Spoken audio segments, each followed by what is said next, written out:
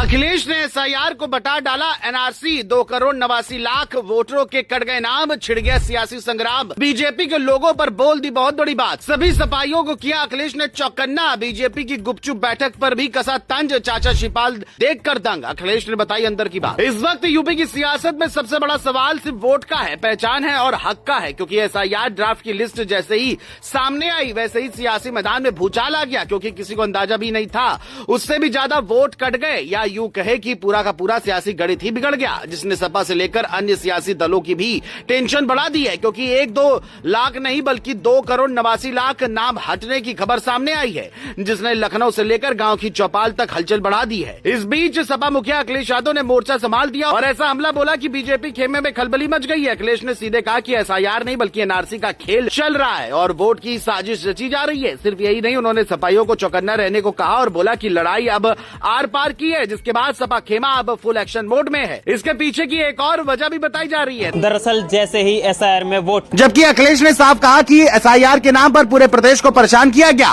पहले कहा गया ये प्रक्रिया साफ है, पारदर्शी है, लेकिन अब जब ड्राफ्ट लिस्ट आई तो बीजेपी खुद घबरा गई है। अखिलेश का कहना है कि जिन लोगों ने फर्जी वोट बनवाए थे वही अब दबाव बना रहे हैं, क्योंकि उनके वोट कट गए हैं। उन्होंने दावा किया कि सबसे ज्यादा फर्जी वोट बीजेपी के बूथों पर निकले हैं। इसका मतलब ये है कि नकली वोट डाले गए और अब सच सामने आ गया है। अखिलेश ने कहा कि इसी वजह से बीजेपी गुपचुप बैठकें कर रही है। अखिलेश यही नहीं चुप रहे, उन्होंने 2 टूक कहा कि हम पहले दिन से कह रहे हैं कि ये एसआईआर नहीं एनआरसी है, अब जनता भी समझ गई। अखिलेश ने मांग की कि जिन्होंने नकली वोट बनवाए उनके खिलाफ एफआईआर हो।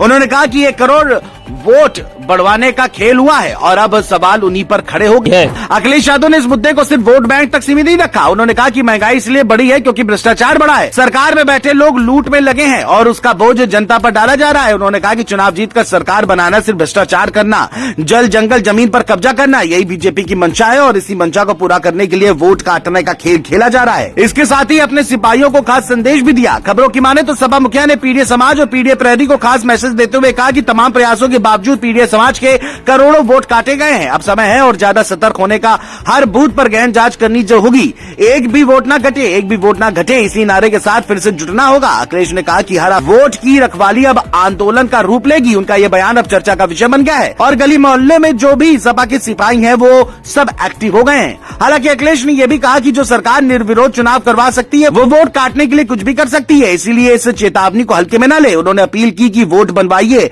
अपनी नागरिकता बचाइए और चुनाव में बीजेपी के खिलाफ वोट डालिए।